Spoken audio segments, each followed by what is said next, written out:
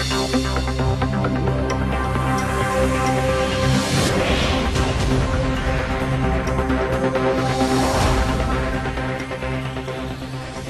节目由美国加州奥克兰市英记10家赞助播出。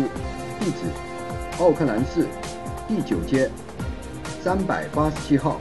订餐电话510-465-1888。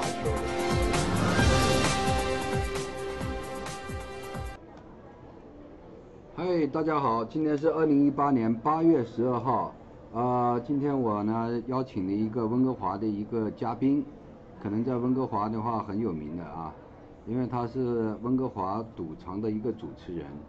他除了赌场的职业以外，他同时是温哥华学校给小孩教那个娱乐的，怎么这个相当于我们德智体那个娱乐。他的名字叫做 Maestro Magic。Maestro of Magic, yes. Yeah. Okay. So. See, I don't have a clue what you could have just said right now. You could have told everybody I was a superhero. And So I just wondering what's the education? Edutainment. Edutainment. Oh, yeah. It's a combination of entertainment and education. Okay. We use entertaining presentations to take parts of the current school curriculum here in BC. Okay. For the different grades that we go into the classroom. We take the curriculum that they're supposed to learn in that grade and we build it into a program that we can do through an entire morning or in an afternoon. And the type of program we do covers a lot of the information that the students are going to be learning about that specific subject. For example, in grade 5, we teach about our Canadian government system and how the Canadian government system works.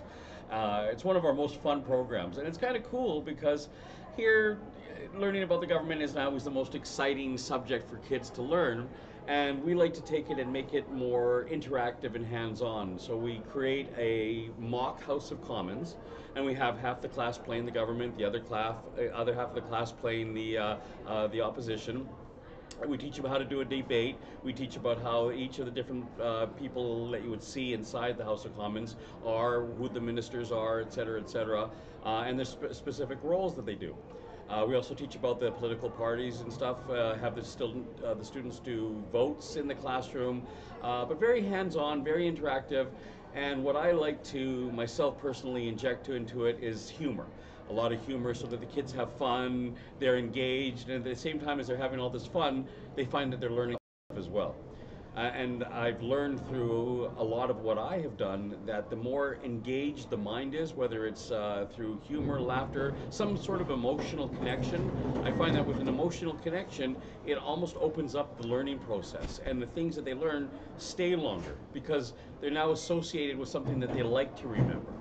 You know, and I mean, education, there's many great ways to educate, I'm sure, and I'm not disparaging any other kind of types of the education system because it's great, but I find that if the emotional response to what you're learning is positive, the retaining of the information is stronger. If it's a subject that you have no interest in and you're really bored and stuff, and it's taught on a more usual basis, you might not engage as many of the students as you'd like to want to learn about it or discover that they do like something about it. So that's when you start this company. Well, I didn't start the company. In fact, I didn't even know this kind of thing existed. But the person who runs the company is a brilliant, absolutely brilliant, incredibly nice person who was a teacher himself, or a student teacher, who started working for the original creators of the company, which were it was a husband and wife. Both of them were teachers. They had spent a lot of time up in the Northwest Territories, in the Yukon Territories, up in Nunavut, excuse me, and they did a program about our Indigenous people in the North, and that program expanded into different subjects. They hired the new owner of the company, and he started working with them for a few years. They wanted so he bought the company from them, and then a few years later, I heard about the job, I applied for it, and I've been now working with them for 10 years.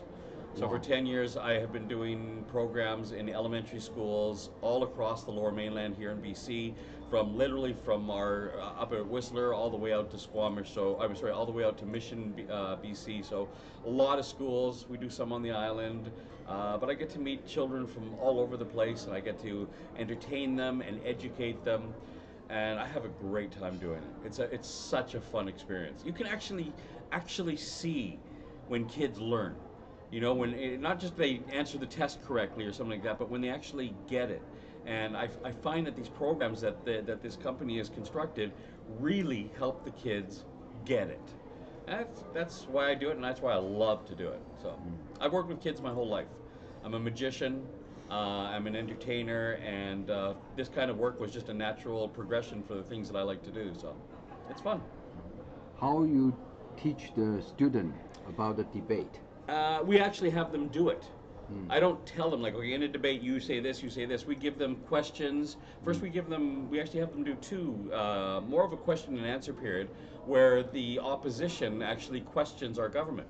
So a few of the students will have a scripted card that teach them how to, how they would address the Speaker of the House, because that's how we communicate in our House of Commons. You don't talk across the floor. You'd say, Mr. Speaker or Madam Speaker, my question is for the Minister of Health, and I would like to know this, yada, yada, yada, whatever the question is. Then the Speaker would then recognize the Minister of Health, would then get up and they would read their script that says, and they would answer the question. That way the kids would first learn how it's done, but then we do it a second time.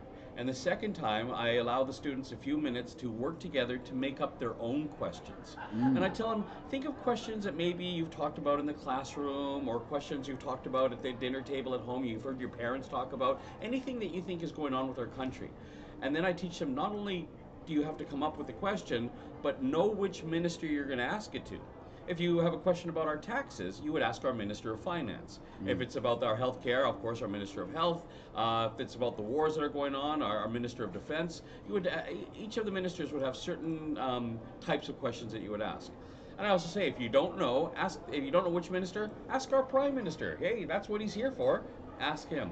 And so they get to ask back and forth, they make up the questions, and I teach the students who are on the government side to try and come up with whatever answer. I don't expect them to know an answer, but to see if they can be creative enough. And it engages their brains, it engages them. And I think that's what makes it click on how they learn how it works in the House of Commons. So yeah, it's a fun experience, really fun experience. Yeah. When you teach the student, Yeah. and what the most difficult parts, and how you can overcome those problems? Because the age, you see, from very young to right now, you say we'll go to high school now. Most definitely, and some difficulties are that not all students learn at the same pace, and so you want to try and help some of the students who are not getting it as quickly to catch up with the rest of the students without making the students who already have to wait for them to catch up, because the presentations are in such a short time frame. You want to try and help them get as many of the kids to get as much of the information as possible. Fortunately, again, I find that one of the benefits of being able to do this in the classroom is the students are already used to their teachers. They see their teacher, the same one, every single day. When we come in, we're something different. We're something that's not the same every single day. So when we come in, we've already got some excitement over the fact that we're something different. So that's the easy part, to win them over that way. The next part is to get the students to accept me as kind of their teacher, because I'm not the teacher, so sometimes they think they can get away with more. They can be a little bit more, playful and stuff like this. And so the difficult part is to kind of keep them in line and playing along. So I use a little bit of a deal-making thing, and I tell the kids I do magic. And I tell them that if you listen good and if you behave well, then if there's time at the end of the program, I'll show you some magic. As soon as I do that, they are so involved. They will do everything. They try to learn. So and maybe it's a little bribery, but in the same way, it engages them again in a fun way. And the more they laugh, I find the more they learn. I'm a big believer in laughter and the power of laughter. So. Do you think Canadian education system different from American education system? Oh, definitely. I think each country, even in individual provinces or states and even countries, they all have their own different types of ways of doing their programs, different ways or doing their education, how they want to teach the students. Some have more strict and defined ways. Some have a little bit more loose. But I definitely think there's differences there's differences between Vancouver and Burnaby. You're going to have different areas, different ways of doing stuff. Not kind of different curriculums, but just different ways of getting the education across. And one of the cool things about this job is I've got to meet a lot of teachers in this job. And I've met some very, very creative, brilliant teachers who come up with some really unique, interactive, and fun ways to teach their students. And it's a real pleasure to behold. We have some great teachers here in BC. I seriously do. Can you give one that they have a brilliant way to teach the students and share to, because some students from China, Asia, right? It's very disciplined. Well, it's okay, here's one room. There's one room I was just in one of the last classes I did before the summer. The teacher had assigned jobs, not the jobs like you're turning on the lights, you're wiping off the chalkboard, but job titles like you are the electrician, so you're responsible for turning on the lights and getting all the stuff right. You are the custodian, so you're making sure the things are swept up. You and gave all the jobs instead of just the jobs, but job titles. Yeah. And I hadn't seen that before, and I thought that was unique because it made the kids more of a grown-up thing as opposed to you have to take out the garbage or you have to sweep or any of the different jobs, and it gave them different job titles. There was the mayor of the room who would be in charge of all the rules for the day to make sure everything was done. There was the boss. I wish I could remember them all. I wanted to take a picture of it too, but I found that was a creative way to engage the students and make them want to take the responsibility, their own personal responsibility for what it is they want to do. Like a mini society. Yeah, exactly. Community. Yes, exactly. Okay. Exactly. And I think that's what's really great about a lot of the teachers that I've gotten to meet lately. The younger ones are coming up with some just really innovative ways. Because you have to. You're in a world that has the internet to compete to teach your children, and so much information is going into children's heads now through all the sources from the media world and the internet and everything, that a teacher needs to really up their game to really grab the students' attention and teach them. And that's why edutainment works really well, is because you are grabbing their attention, they are listening, and by doing that, they are actually absorbing knowledge.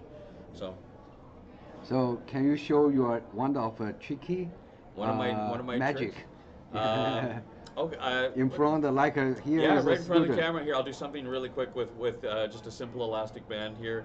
I'll pass it to you just so you can examine it. They can't see you, but you just make sure it's elastic and you can verify that it's a real elastic band. 我在检查 no problem. Okay. Yeah. So you know that there's just the typical elastic band that you can pick up in any type of a concession stand. Well, there you can actually snap these. Very easy to snap them, but just as easy to put them right back together.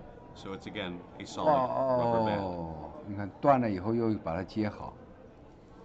And then you do the one where you can just twist it around your fingers like this. Put it around those 3 fingers. Reach my hand over here. Okay. And it just drops onto those fingers just like that. 一瞬间过去了。What he said. Okay. Well, thank you for doing this. Unfortunately, I have to run back to work, so I appreciate you having this interview, and I certainly hope you all enjoyed what I had to share today. Thank you for having me. Okay, then we will keep in touch. I hope so, Joe. Thank you very much. Okay. Thank you. Okay, bye bye. Bye bye now. 好，各位观众，感谢这采访。I'm not forgetting that.